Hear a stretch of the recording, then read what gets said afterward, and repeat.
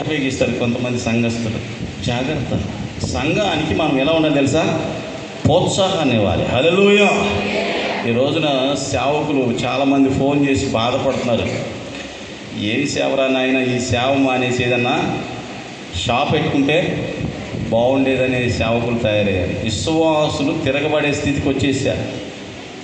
దయచేసి మరి సునీల్ అన్న గారి గురించి అన్న నేను చెప్పినప్పుడు నేను ఎన్ని ట్రై చేశాను అన్నను ఒక్కసారి ఇంటికి తీసుకెళ్దామని మా తిరుపతి వచ్చినప్పుడు బతులాడిని అన్న ఒక మాట అన్నాడు, తమ్ముడు నేను వస్తాను కానీ నా వెనక మన ఒక టీం ఉంది, వాళ్ళు ఫీల్ అవుతారు అన్నాడు.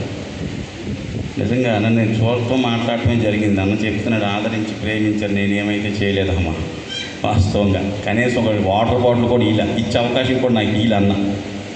ఎందుకంటే అన్నలో నేను గమనించింది కొద్ది కాలంలో రాత్రి ఈ పొద్దున నేను ఏంటంటే అన్నకి పెట్టడం తెలుసు అంట కానీ తీసుకోవడం తెలియదంట. మరి ఎంతమంది అంగీకరిస్తారు? హల్లెలూయా. యేసు ప్రభు కూడా ప్రాణం పెట్టాడు, మన దగ్గర ఏం ఎక్స్పెక్ట్ చేయలేదా? ఇదేంటి సింపుల్గా ఇట్లా చూపుతారు? యేసు ప్రభు ఊరిని ప్రాణం పెట్టాడా? నువ్వు నేను రక్షించబడాలి కదా, మరి ఎక్స్పెక్ట్ చేసాడుగా. మరి అన్న ఏం చేస్తున్నాడు మీ దగ్గర? నేను వచ్చే ముందు అన్న చెప్పే మాటలు కూడా అవే. హల్లెలూయా. అర్థమైందా? విశ్వాసులు చేయవలసిన పని ఇది. ఓకే, నేను ఎక్కువ సమయం ఇక్కడే ఉంటే టైం అయిపోద్ది. సంఘ క్షేమాభివృద్ధి గురించి కొన్ని మాటలు చెప్తాం అనుకున్నాను, దయచేసి చూద్దాం. ఇలా పట్టుదల కలిగిన వారిని రెండిద్దరిని చూద్దామా? నేను వాక్యాన్ని చెప్పడానికి నాకు ఎందుకు ఈ రిఫరెన్స్లు చూపించాలంటే నాకు కొద్దిగా అనీజీగా ఉంటుంది. అర్థమైందా? పట్టుదల కలిగిన వారు ఇద్దరిని చూడవచ్చు. పాత నిబంధనలో ఒకరు ఎవరంటారు అమ్మా? పట్టుదల కలిగిన వారు ఇద్దరు. కొత్త నిబంధనలో ఒకరుండారు, పాత నిబంధనలో ఒకరుండారు. ఎవరంటారు? దావీదు కంటే గొప్పోడు పాత నిబంధనలు ఉండడమ్మా? మాట్లాడిన తల్లిలారా, హల్లెలూయా. దావీదు కంటే గొప్పవాడు పాత నిబంధనలో లేడు. కొత్త నిబంధనలో పౌలు కంటే గొప్పవాడు కూడా లేడు. మరి గమనిద్దామా? చూస్తే మరి అటువంటి పట్టుదల కలిగిన వారి దగ్గర మనము ఏం చేస్తున్నాం? దావీదు లాంటి అనుభవం మనకి రావాలంటే దావీదుకుండా నిశ్చయం ఏంటి తెలుసా? ఒక మందిరం కట్టాలని. హల్లెలూయా. అంత పట్టుదల కలిగి కోట్ల రూపాయలు పోగేసిన దావీదు డబ్బుని దేవుడు ఏం చేశాడు? సొలొమోనుతో దేవాలయం కట్టించాడు. ఆ దేవాలయం ఎటువంటి దేవాలయము? ఇక ప్రపంచంలో ఎవడో కట్టలేకుండా చిరస్థాయిగా నిలిచిపోయి యెరూషలేము దేవాలయాన్ని కట్టించాడు. ఒకసారి చేతులు ఎత్తి హల్లెలూయా చెప్తాం. హల్లెలూయా, హల్లెలూయా. అదే ఆశ మన సునీల్ ప్రేమను కూడా కొద్దిగా ఉందేమనిపించింది. ఉందా? ఆ ప్రేమలో మనం ఏమైనా పాలి భాగస్తులుగా ఉంటే ఆ ప్రేమను మనం కూడా ఏం చేసినట్టు? అబ్బా చెప్పలేక ఏదో చేపల దగ్గరికి వెళ్ళినప్పుడు ముడ్డు గుచ్చుకున్నట్టు చెప్తున్నారు తినేటప్పుడు కదా. పంచుకోవాలి. హల్లెలూయా. అర్థమైందా? నేను చూసినప్పుడు అన్న ఓ ఫోటో చూపించాడు. అన్న చక్కగా ఇది కడతానన్న, ప్రార్థన చేయనన్న. అర్థమైందా? మా తిరుపతిలో సేవకుడు ఉన్నాడు. బ్రదర్ నేను మందిరం కడుతున్నాను, అందులో మీ చెయ్యి ఉండాలి అన్నాడంట. చెయ్యి ఉండాలంటే నేనేమనుకున్నంటే చెయ్యి ఉండాలని చెప్పి మందిరం దగ్గరికి వెళ్ళి మీ చెయ్యి ఉండాలంటే చెయ్యి పెట్టి ప్రార్థన చేస్తాడంట. బ్రదర్ ఈ చెయ్యి కాదు బ్రదర్, జేబులో పెట్టి తీసి ప్రార్థన చేయాలంట. అప్పుడు అన్నాడంట అది ఇంటికాడ చెప్పాలి కదా అన్నాడంట. ఎక్కడ చెయ్యి ఉండాలంటే అప్పుడు అన్నాడంట ఏదో సహాయము. అలా చెప్పే ప్రాసెస్ నీ బ్రదర్ చెప్తూ ఉన్నాడు. ఆయన చూస్తాకి వెళ్ళినప్పుడు ఈయన చూస్తే డబుల్ బెడ్రూమ్ ఇల్లు కడుతున్నాడు చర్చి అని చెప్పి. ఏం కడుతున్నామా? ఆయన మా ఫ్యామిలీ ఫెలోషిప్లో వాక్యం చెప్తాడు. బ్రదర్ యథార్థంగా ఉండాలి. ఇంత గట్టి చెప్తున్నాడంట. యోబులాగా నువ్వు యథార్థంగా ఉండావా? ఆయన వాక్యం అంతా అయిపోయిన తర్వాత రిట్రైండ్ ఈ మాటలో రేపు ఆదివారం సంఘంలో చెప్తావు నువ్వు అని అడిగా. ఈ రోజున చాలామంది సేవకులు అరుదు యథార్థం గురించి చెప్పేవాళ్ళే కానీ చేసేవాళ్ళు డబల్ బెడ్రూమ్ ఇల్లు కడుతున్నావు, ముందు చర్చి కట్టుకుంటాను అన్న చూపించినప్పుడు నాకు అనిపించింది ఎంత గొప్ప మందిరం కడుతున్నాడు అని. హల్లెలూయా, హల్లెలూయా. అదైందా? అనుకున్న భారాన్ని చూసినప్పుడు నాకు అనిపించింది సేవే సర్వం. అర్థమైందా? పరిచర్యే సర్వం. నాకు తెలిసి అన్న ఉద్యోగం చేసుకుని హ్యాపీగా ఉండవచ్చు కదా, ఎందుకు మధ్యలో వదిలేసి సేవకు వచ్చేసాడు? డబ్బులు ఎక్కువైపోయినాయి కదా, దేనికి వచ్చేసాడు? తిరుపతి వచ్చి అన్న ఒక మాట చెప్పాడు, నేను ఎంత ఉద్యోగం చేసిన ఆఖరికి చేసేది ఏంటి? సేవే. అదేదో ఇప్పుడు నుండి చేస్తే ఇంకొంతమందిని రక్షించవచ్చు, కానీ చప్పట్లు కొట్టవచ్చు అనుకుంటా. హల్లెలూయా. ఓ పాస్టర్ గారు వాక్యం చెప్తుంటే చప్పట్లు కొడతలేదని గట్టిగా చప్పట్లు కొడితే 10 రూపాయలు, ఇంకా బాగా కొడితే 25 రూపాయలు, 3 నిమిషాలు కొడితే 50 రూపాయలు, 5 నిమిషాలు కొడితే 100 ఇస్తానన్నాడంట. ఈ మాటలు విన్న పిల్లలు చప్పట్లు ఆపలేదంట, కొడతానే ఉన్నారంట. ఎందుకంటే మాకు ఎంత ఇస్తాడు? 200 ఇస్తాడు కదా. హల్లెలూయా. కొన్ని మాటలు మనకు సంతోషాన్ని ఇస్తే ఆటోమేటిక్ ఏం రావాలా? నేను పొగట్టడం రాదు, పొగిడించుకుంటున్నాను, 2 రావమ్మా. దయచేసి గుర్తుపెట్టుకోండి. ఎందుకు చెప్తానంటే దావీదుకున్న ఆశను దేవుడు, అయ్యా నువ్వేదో నరికేసావు చంపేసావు స్వామి, నీ కొడుకున్నాడు, వాడికి సపరేట్ జ్ఞానం ఇస్తా, వాడు కట్టే మందిరం ఇక భూమి మీద ఎవడో కట్టలేడు, అటువంటి మందిరం కట్టిస్తానండి. కట్టించాడు లేదా? యెరూషలేము. ప్రపంచ ప్రఖ్యాతిగాంచిన మందిరం ఏదైందంటే యెరూషలేమే. హల్లెలూయా. అందుకునే కదా సేవకులు విశ్వాసులు పొలము అని యెరూషలేము యాత్ర. ఏ యాత్ర? యాత్రన్నారు కదా.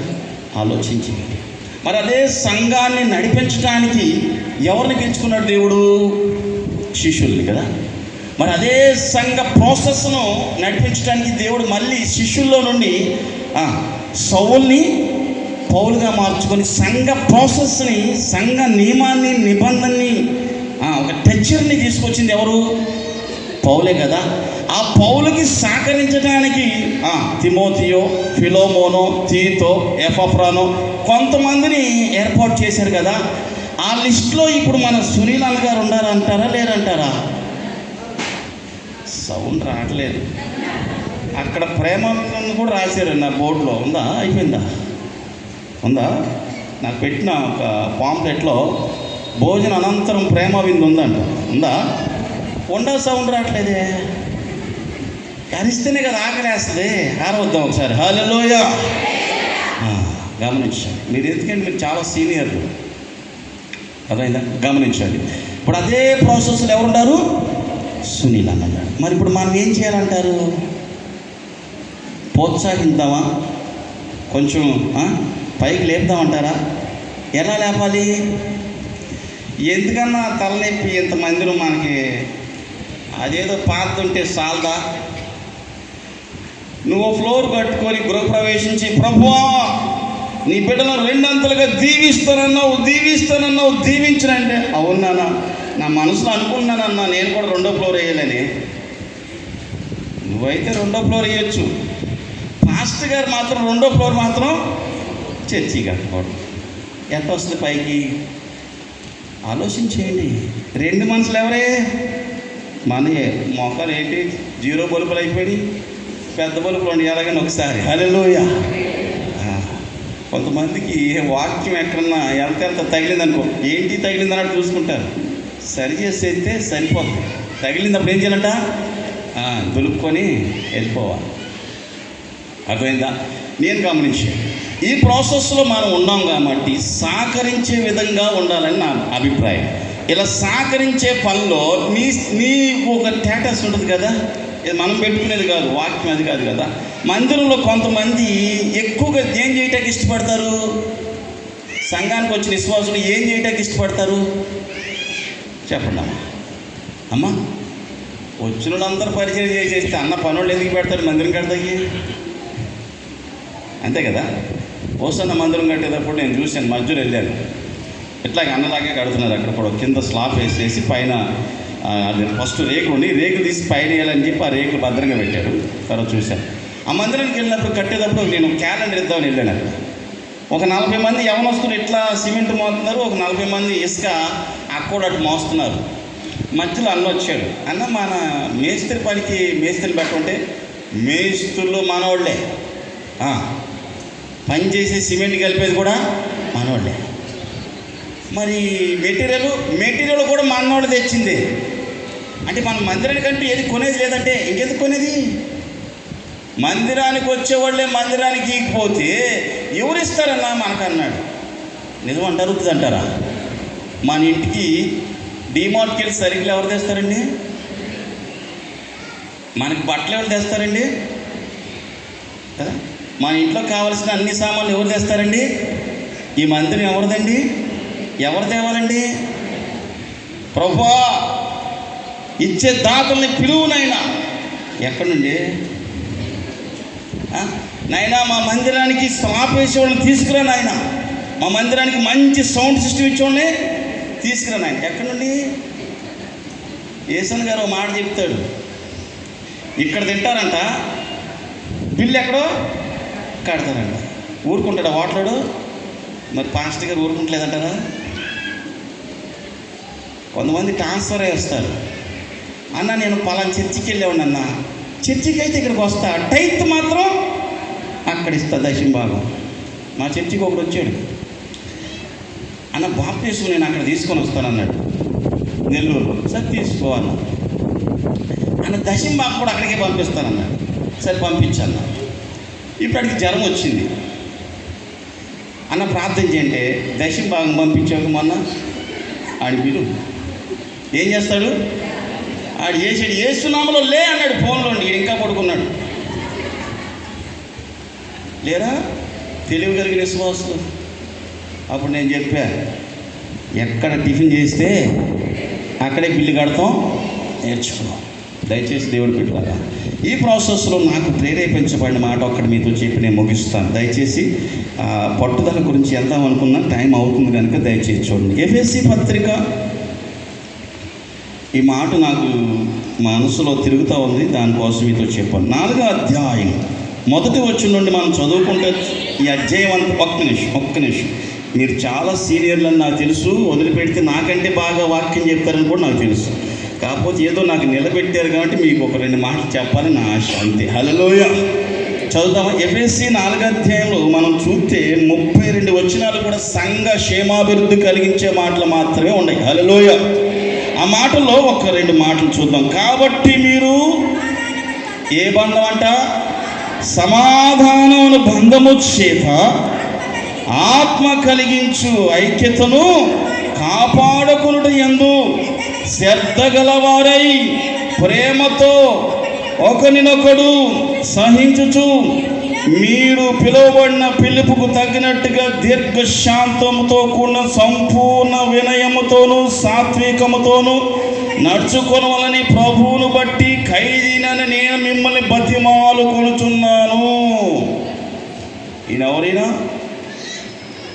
ఎవరమ్మా? ఇక్కడ ఎవరు లేరా? పౌలు గారు ఉన్నారా? పౌలు గారు ప్రవక్తలు రాలేదనుకుంటా బైబిల్లో. హల్లెలూయా. ఇక్కడ ఎక్కువ పేర్లు దేవుడి పేర్లు ఉంటాయి. ఎరా ఏసుగా అని పిలిచేది కదా. నేను అనుకుంటాను ఈ పేరు ఇడికి పెట్టకపోయినా, రే పౌలుగా, అయ్యా నాకు ఎంత బాధ వేస్తుంది తెలుసా మా ఊరు వచ్చినప్పుడు. అరే గాబేలు ఎందుకు పెట్టారా ఇడికి పేర్లు అనిపిస్తుంది. పెట్టపోయినా బాగుండేది కదా కదా. మా పక్క చిత్తూరులో మే రామే వెళ్దామా. ఫస్ట్లో మే అంటే నేను ఎలా అనుకుని ఉన్నా తెలియదు. కొన్ని పదాలుగా అట్లా మీనింగ్ మారిపోయేది కదా కదా. యో యా యో అంటే అక్కడ పిలిచే విధానం అది మాకు తెలియదు కదా, ఎట్ట పిలవాలి. ఇప్పుడు నా భార్య కదా, అక్కడ ఏమని పిలుస్తారు తెలుసా? ఆమెను అక్క అంటారు, నన్ను అన్న అంటారు. నేనంటా ఇప్పుడు నాకేమైనట్టావా? అది అక్కడ ఉన్న పదాలు 2 అన్న అక్క అంటారు. నేను అన్నాను, ఒరే నువ్వు అక్కని పిలుస్తున్నావు, నన్ను అన్నని పిలుస్తున్నావు, నేనేం పిలవాలనుకున్న మనసులో. హల్లెలూయా. అటువంటి ప్రాంతాల్లో మేము ఉండం. కాబట్టి దయచేసి దేవుడు పెట్టారా, ఈ బంధాలు అనేవి ఆత్మీయ బంధం, శరీర బంధాలు తెగిపోయిన తర్వాత, ఆత్మీయ బంధాలు కలిసిన తర్వాత మళ్ళీ శరీర బంధాల్లోకి వెళ్తారు మనోళ్ళు. అదే వచ్చింది బాధ. నాకు తెలిసిన విశ్వాసి మా విశ్వాసే ఉన్నాడు. మొట్టమొదటిగా బాప్తీసం ఇచ్చాం 2001లో. మేరీ అని పేరు పెట్టాం. ఆ పిల్ల సండే స్కూల్ పిల్ల. ఆమెకి పెళ్లి వయసు వచ్చింది. పెళ్లి చేయాలంటే నన్ను పెళ్లి సంబంధం వెతకమన్నారు. ఎదిగి దొరక్క ఒక అన్యుడిని వాళ్ళే చేసుకున్నారు. అన్యుడు ఫోటోగ్రాఫరు, ఆయనకి 3 అక్కలు, ఒక అన్న, అమ్మ నాన్న. ఆయనకి అప్పులు అయిపోయి తిప్పలు పడుతున్న టైంలో చర్చికి వచ్చాడు. బాగా ఆకు వక్క వేసుకుని, మా పక్క ఆకు వక్క బాగా నవ్వుతారు. దానికి కూడా ఒక ఆమె కొటేషన్ చెప్పింది. ఆకు అనేది వాక్యం అంట, పరిశుద్ధ కదా. సున్నం అనేదంట పరిశుద్ధత. ఈ 2 నవ్వుతూ యేసు ప్రభు రక్తం బయటకు వచ్చిందంట. దానికి ఆకు వక్క అని పేరంట. అంటే వాళ్ళు చేసిన మిస్టేక్ ఇచ్చే ఆలోచనలు అంత బాగుంటాయి. అర్థమైందా? కాబట్టి దేవుడి బిడ్డలారా ఇట్లా చాలా ఉంటాయి మా పక్కన. అంటే మా పక్క అంటే నీకు అక్కడే ఉంటున్నాం కాబట్టి ఆ మాట చెప్తాను మీకు. హల్లెలూయా. గమనించండి. అప్పుడు ఆయన వచ్చాడు. ఆయన వచ్చినప్పుడు ఎందుకు చెప్తానంటే నాకు గుర్తొచ్చింది చెప్తున్నా. ఆయన చర్చిని అట్టుకొచ్చిన తెలుసా, కాళ్ళు అక్కడికి పెట్టాడు, పడుకొని ఆకు ఒక్క నవ్వుతున్నాడు చర్చిలోనే. ఎవడు ఈయన తీసుకొచ్చిందన్న. ఆ పక్కన మీరు అన్న మా ఆయన ఈయనేనన్న. సరేలే కూర్చొని, అయ్యగారు నేను అప్పులైపోయాను, నా కోసం ప్రార్థన చేయను. ప్రార్థన చేశాను. అయ్యగారు నేను లోన్ పెట్టాను, 2 సంవత్సరాలు అయింది, నా లోన్ రావట్లేదు, ఏం చేయమంటాడు. ఏం చేయమంటావు, ఏం చెప్పినా నువ్వు చెయ్యవు కాబట్టి ఏదో ఒకటి అనుకున్నాడు. 4,50,000 అయ్యగారు లోను, 50,000 నీకు ఇచ్చేస్తా, 4 లక్షలు నేను ఎత్తుకుంటాను, మిగతా 10 లక్షలు కట్టేస్తారు వడ్డీ లేకుండా అన్నాడు. మాట అంటే మాటేనంటే మాటే. మాకు మాట చెప్పి కనపడరు మనుషులు అక్కడ. హల్లెలూయా. మళ్ళీ కనపడరు, అడుగుతా కూడా కనపడరు. అర్థమైందా? మాట అంటే మాట అన్నాడు. ఇక చెప్పాలా, వెళ్ళిపోయి ఇదే శుక్రవారం నాటి ప్రభువా 50,000 ఇస్తానన్నాడు నాయన, ఉపవాసం ఉండి నీ దాసుడికి లోన్ వచ్చేయాలంటే ఇది ఒకటే పదం కదా. అట్లా వచ్చేయాలంటే లోన్ వచ్చేసింది. శనివారం నాడు చెక్ వచ్చింది, మార్చుకొచ్చాడు. స్టేజ్ మీద వాకింగ్ చెప్తాకి వెళ్తుంటే, స్టేజ్ మీద మాది ఎట్లుందంటే స్టేజీ అయ్యగారు లాగే, ఇదిగో ఈ గ్యాప్ ఉంది, ఇక్కడ కొంచెం ఎత్తు ఉంటుంది, ఈ గ్యాప్ మీద ఎగురుతుంది కట్ట, 50,000 కట్ట పెట్టి వెళ్ళిపోయాడు కుర్రోడు ఆనందంతో చర్చిలో. సాక్ష్యం చెప్పమంటాం కదా, సాక్ష్యం చెప్పమంటే మొత్తం మింగేస్తారు కొంతమంది. మాటలని మింగేసి ఏది చెప్పాలో చెప్పని మంచి సీనియర్స్ అన్నమాట. హల్లెలూయా. ఎగురుతుంది. నేను అనుకున్న ఎవర్రబ్బా మనకి 50,000 ఇచ్చేవాడు ఉండారా అనిపించింది. నేను అనుకున్న బండి కొన్నా ప్రభువా, వాషింగ్ మెషిన్ కొన్నా ప్రభువా, ఫ్రిడ్జ్ కొన్నా ప్రభువా, పెద్ద డబల్ కార్డు కొన్నా ప్రభువా అంటే నోరు మూసుకొని పోస్ట్ ఆఫీసులో కట్టాలన్నాడు దేవుడు. ఏం కట్టాలంట? నోరు మూసుకొని పోస్ట్ ఆఫీసులో కట్టిన. ఆశలు ఎన్ని ఏమైపోయినాయి. ఆడవాళ్ళు ఈ డబ్బులు చూపిస్తే ఎట్లా తెలుసా, ఎప్పుడు నీ దగ్గరే మూట కట్టుకుంటాం. నన్ను అడగమంటే నాకు నువ్వు ఇగినే. భార్య భర్తలు అంట గొడవ వచ్చి పోటీ పడి కట్టారంట. చెరువు 10 లక్షల పందెం. నువ్వు ఎక్కువ సంపాదిస్తావు, నేను ఎక్కువ సంపాదిస్తానని చెరువు 10 లక్షలు అప్పు చేశారు. అప్పు చేసి వడ్డీలు కట్టుకుంటూ ఉన్నారు. వడ్డీలు దిగిపోయి 10 లక్షలు మిగిలిపోయింది. భార్య ఏమో బంగారం కొంది, భర్త ఏమో కారు కొన్నాడు. ఇప్పటికే మీకు అర్థమైపోయి ఉంటుంది. ఈ కారు కొన్న 10 సంవత్సరాలకి ఈ కారు ఏమైపోయింది, తుప్పట్టేసింది. ఈ 10 లక్షలు కాస్త బంగారం ఏమైంది చెప్పండి, అది కూడా ఎంత అయింది, 1 కోటి రూపాయలు అయిపోయిందిగా. ఇప్పుడు భర్త మీద దెబ్బలాడుతుందండి. నువ్వు జ్ఞానవంతురాలో నేను జ్ఞానవంతురాలో ఇప్పుడు కొట్టుకుంటే పరిస్థితి వచ్చిందంట. పాస్టర్ గారు అన్నాడంట, అమ్మ కారులో తిరిగింది నువ్వే కదా తల్లి అన్నాడంట. ఆ కారు కొనమందే నువ్వు కదమ్మా. ఆలోచన చూడండి. అంటే ఏం ప్రతాపం గెలవడం కోసం ఆయనతో కారు కొనిచ్చింది.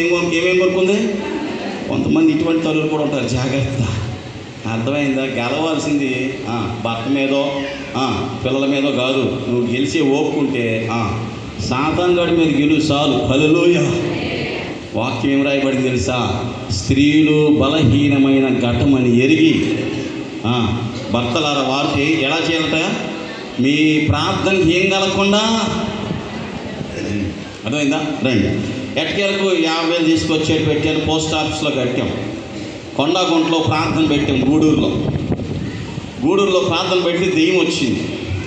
దెయ్యం వచ్చిన తర్వాత అన్నాడు, పాస్టర్ గారు ఎక్కడ లేని దెయ్యాలని ఆయన తిరిగి తిరిగి తీసుకొచ్చి నీ ఇంటి మీద వాళ్తున్నాడు కాబట్టి ఈ దెయ్యాలు మాకు వద్దని చెప్పి ఇల్లు ఖాళీ చేసేసారు.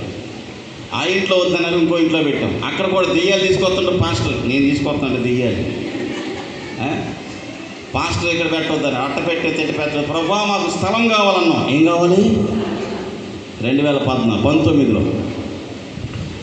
ఇదేమంటారు కదా, దీన్ని ఏమంటారు, టీడీపీ ప్రభుత్వంలో నాడు నేడు ఇది ఉంటుంది కదా, జన్మభూమి సర్వేర్ కోసం తిరిగాం. ఆ సర్వేర్ అన్నాడు ఒక పెద్ద తుప్పలు చూపించి తుప్పలు కట్టి చర్చి అన్నాడు. తుప్పలు చర్చి కట్టాలా? ఏం చేస్తాం? మా విశ్వాసులు తీసుకొచ్చేసాడు. పొలుగొకడు పాలొకడు కత్తి ఒకటి తీసుకొచ్చి చైకర్ నరికేద్దాం. ఏంటో నరికేది? తుమ్మ చెట్లు మొద్దులు ఎప్పుడు కొత్తే ఫోన్ చేసి జేసీబీ తీసుకొచ్చి అప్పటికప్పుడే తీసేసి గంటలో తీసేసాం. నా దగ్గర డబ్బులు లేవు, నేను పోస్ట్ ఆఫీస్లో కట్టేగా. మళ్ళీ పోస్ట్ ఆఫీస్కి వెళ్ళి తెచ్చే ఓపిక లేదు, టైం లేదు. ఈ ఒక్కరోజులో కట్టే చర్చి, ఒక్కరోజులో చర్చి కడతారమ్మా? కట్టేసాం మరి మేము. అంతే మా విశ్వాసం అన్నాడు. ధనం ఉంది ఆ ఊర్లో.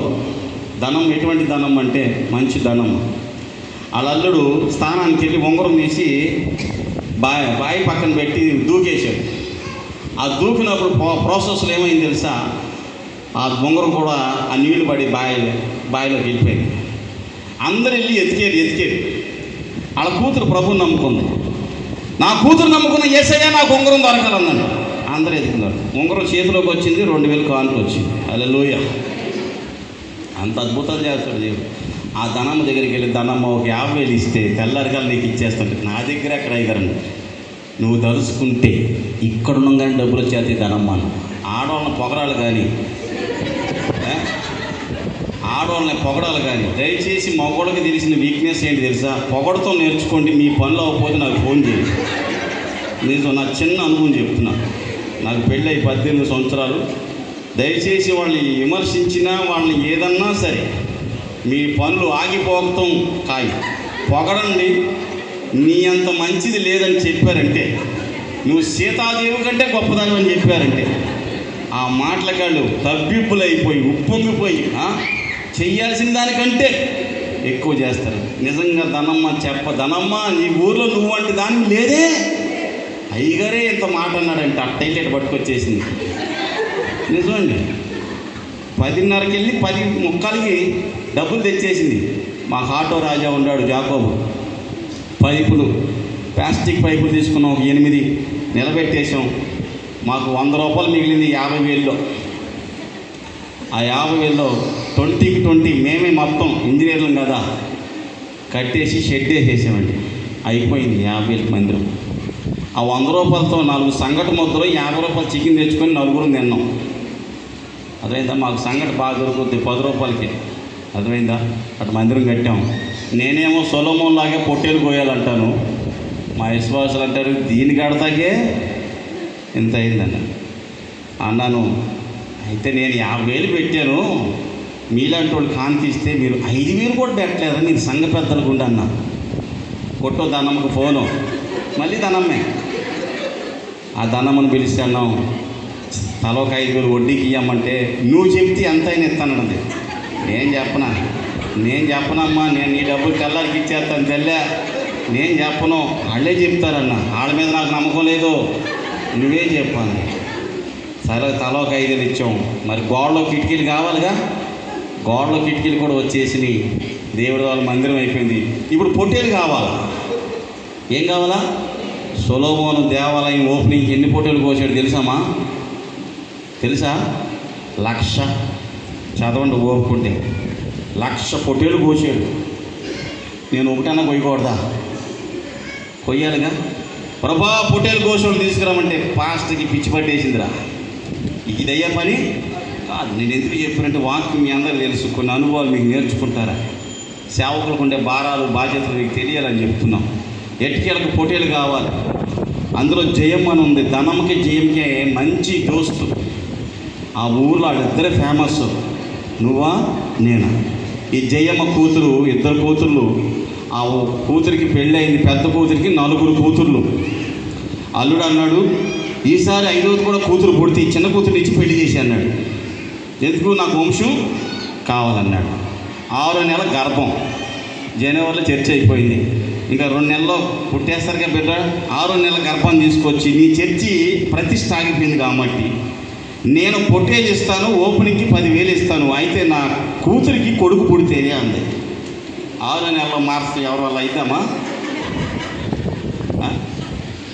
నాకున్నప్పుడు అప్పుడప్పుడు అన్ని జిల్లు అంటారు, మీరు అనుకుంటే అయిపోద్ది పాస్టర్ గారు అంటారు కదా పక్కన. మీకు తెలుసు లేదు పాస్టర్ గారిని పక్కన, పాస్టర్ గారు మీరు అనుకుంటే చిటికలు అయిపోద్ది అంటారు. ఆడకుండా విశ్వాసం లేదా నాకు అనిపించే. నేను అన్నాను కొడుకే పుడతాడు నీకు అని ప్రార్థన చేసి 6 నెలల తక్కువ 7 నెలలకి కొడుకు పుట్టేసి. సొలొమోను కదా, అబ్రహాం నడిపించుకుంటూ వెళ్ళినట్టు ఇస్సాకుని ఓ 10,000 కట్టను ఓ పొట్టేలు నడుచుకుంటూ వస్తుంది మందిరం కాడికి. అట్లా నడుచుకుంటూ వచ్చిన రోజున ఏంటి సంఘ పెద్దల గారు జరిగిందా అన్న, నువ్వు అనుకుంటే అయిపోద్ది గారు, మరి అప్పుడు చెప్పలేదే, చేయకముందు చెప్పలేదే, చేసేసిన తర్వాత చెప్తారా? మీరు అనుకుంటే అయిపోద్ది గారు. నాకు వాళ్ళకి 100 కిలోమీటర్లు కదా, వాళ్ళకి చెప్తుంటా, నేను చేస్తుంటాను, నేను వెళ్తుంటాను. ఎట్టుకెళ్ళకి పొట్టేళ్ళ కోసం మందిర ప్రతిష్ఠ అయిపోయింది, చక్కగా అయిపోయింది. 70 మందికి ఒకే సంవత్సరంలో 70 మందికి ఏమి ఇచ్చాం? బాప్తీసాలు ఇచ్చాం. మందిరం సరిపోట్ల మిగిలిన రేకులు తీసుకొచ్చి ఎదరేసాం. 20కి 20 కదా మా చర్చి, 20కి 20 కట్టేసాం, అయిపోయింది, ఓపెనింగ్ అయిపోయింది. ఇప్పుడు అక్కడ ప్రార్థన స్టార్ట్ చేసాం. హల్లెలూయా. అక్కడ నుండి నెల్లూరు వచ్చింది ఆఫర్, అక్కడికి వెళ్ళి వాక్యం చెప్పాం. అక్కడ దెయ్యం వచ్చింది. వచ్చిన చోటకల్లా సంఘం పెట్టమన్నారు పాస్టర్ గారిని. హల్లెలూయా. సంఘం పెట్టినంత ఈజీగా విశ్వాసం పంపిస్తాం. ఎటుకెళ్ళకి అక్కడ నుండి తర్వాత గూడూరు, పోటుపాలెం, నిండలి ఒక 4 బ్రాంచెస్ ఆ ప్రాంతాల్లో వచ్చినాయి. హల్లెలూయా. నేను ఎందుకు చెప్తానంటే సేవకుడుకుండా దర్శనాన్ని, సేవకుడుకుండా పిలుపును, సేవకుడుకుండా భారాన్ని విశ్వాసులు ఏం చేయాలి? ఇప్పుడు చదివిన వాక్యంలోకి వస్తే మీకు అర్థమైంది. రండమ్మా. కాబట్టి ఏ బంధం ఉండాలి? సేవకుడికి విశ్వాసులకి ఏముండాలమ్మా? కొంతమంది చర్చికి వచ్చి ఆగిపోతారు కదా విశ్వాసులు. పాస్టర్ గారు టక్కన బండి అయిపోయింది అనుకో, విశ్వాసులు ఎదురుకున్నారనుకో ఏం చేస్తాడు? ఆడు మొహం చూపించలేక ఈ చేయి తీసి లేండి కదా, ఈ జాకెట్ తీసిన టక్కన మొహం మా విశ్వాసులు అటాక్ చేస్తారు చాలామంది. అర్థమైంది? మొహం చూడలేరు కొంతమంది. హల్లెలూయా. చాలామంది క్రైస్తవులు అనే పదం ఏంటి తెలిసే? క్షమించాలి బ్రదర్, క్షమించాలి సిస్టర్ అంటారు. కానీ క్షమాపణ కాడిపోతే మాకు సంబంధమే. ఈ రోజున క్రైస్తవులు లేనిది ఏంటి తెలుసా? క్షమాపణ. సేవకుని క్షమిస్తే ఇదే మందిరం, నేను అనుకుంటాను ఈ మందిరం చాలదేమో వెళ్ళిపోయిన వాళ్ళతో పోల్చుకుంటే. అందరూ వస్తే ఈ మందిరం చాలు. ట్రై చేయండి. సేవకుడు క్షమిస్తాడు. సేవకుడికి ఉండేది ఏంటి తెలుసా? విశ్వాసులు రావాలి, వాళ్ళు దీవించబడాలి. ఇది ఒక్క కోరిక సేవకుడికి. దీవించబడిన తర్వాత వెళ్ళిపోతే సేవకుడికి ఎంత భారం ఉంటుంది? భారం ఉండదా? బాధ్యత ఉండదా? మా తిరుపతిలో ఒక ఆమె, అయ్యగారు మాకెవ్వరు లేరు అయ్యగారు, నువ్వే దిక్కు, అయ్యగారు మాకెవ్వరు లేరు అయ్యగారు, నువ్వే దిక్కు అంది. పాస్టర్ను కూడా అడగకుండా ఆ మెడలో ఉన్న చైన్ తాకడ పెట్టి వేరే చోట మాట్లాడి ఒక ల్యాండ్ రిజిస్ట్రేషన్ చేసి ఆమెకి ఇచ్చాం. ఇప్పుడు అంటుంది, అయ్యగారు నేను తంతా, నేను అంటుంది. ఏమంటుంది? మీరు కనపడితే తంతానని అడగచ్చు. సంఘం మానేసి 10 కుటుంబాలని డిస్టర్బ్ చేసింది, ఇప్పటికీ డిస్టర్బ్ చేస్తూనే ఉంది. ఎంతమంది ఈ రోజున సేవకుడి మీద తిరగబడే విశ్వాసులు కూర్చోండి, ఆలోచన చేయండి. సేవకుడికి వేదన కలిగించి విశ్వాసులు ఎంతమంది ఉన్నారు? మీ కుటుంబాలు సమాధానపరుచుంటాడు, మీ ఫ్యామిలీలో పిల్లల్ని సమాధానపరుచుంటారు, మీ భవిష్యత్తు బాగుండాలని సమాధానపరుచుంటారు. ఆలోచించండి దయచేసి దేవుడు పెట్టారా. నేను ఎందుకు చెప్తున్నానంటే ఇది మనకి చాలా అవసరం. నేను చెప్పాల్సిన అంశం చాలా ఉంది. నాకు అన్నగారు ఇచ్చిన టైం 1 అవరే, ఇంకో 10 నిమిషాలు నేను ముగిస్తాను. చూడండి, సమాధానం అనుబంధము చేత ఏదంట? మీ ఆత్మ దేవుడి ఆత్మ అయితే పరిశుద్ధమే. హల్లెలూయా. సౌలు మీదకి ఏ ఆత్మ వచ్చిందంట? డైరెక్టర్ దురాత్మ వచ్చేసిందా? కొత్త ఆత్మ రాలేదా? కొత్త ఆత్మ వచ్చి దాన్ని కాపాడలేదు కాబట్టి ఏ ఆత్మ వచ్చింది? ఈ రోజులు నీకు పరిశుద్ధ ఆత్మ నువ్వు కాపాడుకోకపోతే నీ మీదకి ఏమొస్తుంది? ఎంత సింపుల్గా చెప్పేసారే. మరి దురాత్మ వచ్చినప్పుడు సంఘంలో సరిగ్గా ఉంటారా? వాళ్ళ క్రియలు సరిగ్గా ఉంటాయా? వాళ్ళ పనులు సరిగ్గా ఉంటాయా? సేవ సరిగ్గా ఉంటుందా? పరిచర్య సరిగ్గా ఉంటుందా? మరి ఇంత డిస్టర్బ్ అయినా సరే వాళ్ళు మనం ఏమీ చేయలేకపోతారు అంటే మనలో ఏ శక్తి లేదు. ఇందాక అన్నాం కదా, పట్టుదల కలిగి ఏందట అది కలిగి చేయాలి. దయచేసి గుర్తుపెట్టుకోండి, ఆలోచించేయండి. ఎందుకంటే నేనేమంటున్నానంటే మందిరము ఆగిపోతుందా? మందిరం పనిలో మన పాలిభాగస్తులు కావట్లేదా? కారణం ఏంటో ఒకసారి తెలుసుకుందాం. ప్రార్థన చేస్తున్నాం కదా, నేర్చుకుందాం. చూడండి, మరొకసారి రండి. సమాధానము బంధము చేత ఆత్మ కలిగించి ఐక్యతను కాపాడుకుంటూ శ్రద్ధ గలవారై ప్రేమతో సహించుచు ఒకరికొకరు ఏం చేయాలంట? సహించాలి. ఈ సహించే మనస్సు నీకుంటే మీరు పిలువబడిన పిలుపుకు తగినట్టుగా దీర్ఘశాంతంతో కూడిన సంపూర్ణ వినయముతో సాత్వికంతో నడుచుకోని వాళ్ళని ప్రభువును బట్టి ఖైదీనైన నేను మిమ్మను సేవకులు బతిమాలుతున్నారేమో ఒకసారి ఆలోచించేయండి. అమ్మ, చర్చి ఉంది, ప్రేయర్ ఉంది, ఫెలోషిప్ ఉంది, యూత్ మీటింగ్ ఉంది, సండే స్కూల్ ఉంది. వీటన్నిటిలో మన వంతు ఏంటి? సిస్టర్ ఉంది ఒక మాట అన్నారు, ఏం చేయటం ఇష్టం అంటే పరిచర్య చేయటం ఇష్టం అని. అందరూ పరిచర్య చేసి ఉంటే ఈ పరిచర్య ఇంకొక రేంజ్లో ఉంటుంది. హల్లెలూయా! ఆ మనసు దేవుడు మీకు ఇవ్వాలి. నేనేమంటే నీకున్న టాలెంట్ ఏదో ఆ టాలెంట్ ఉపయోగపడు. అర్థమైందా? అట్టన నేను ఒక ఆమె ఏం చేసిందంటే ఆమె టాలెంట్ ఏంటంటే ఆమె చీపుర్లు అమ్ముద్ది. 20 చీపురు కట్టలు తెచ్చి ఇదిగొట్టి పాస్ట్గా నా టాలెంట్ అంది. ఏం చేయమంటే నువ్వే దుడుచుకో. నేను దుడుచుకోనా? అట్ట కాదమ్మా. నేనేమంటే ఒక మందిరం తుడవగలుగుతావా? మందిరం తుడు. మందిరం శుభ్రం చేయగలుగుతావా? శుభ్రం చేయి. పాడగలుగుతావా? పాడు. చెప్పగలుగుతావా? చెప్పు. బలోడు మనకుండా అలవాటు ఏంటి తెలుసా? మనకున్నదేదో మనకు గుర్తెరగం, ఎదుటోడుకున్నది మాత్రం స్కాన్ చేసి చెప్పేస్తాం. మరి వచ్చినాయి గారు మాకు రాదు, ఆమె పాడదులే మేము పాడలేము, ఆమె చెప్పుతులే నేను చెప్పను, ఆమె నీకు బాగా ఎత్తుదాను కదా ఏంటిది.